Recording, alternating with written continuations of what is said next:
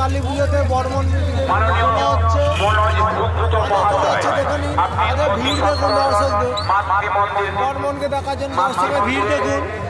আপনার যে দায়িত্ব আছে কাপড়টা নিয়ে চলে আসুন, মায়ের মন্দিরে কাপড় নিয়ে অতি সত্বর চলে আসুন। মাননীয় মনোজ ভুক্ত মহাশয়।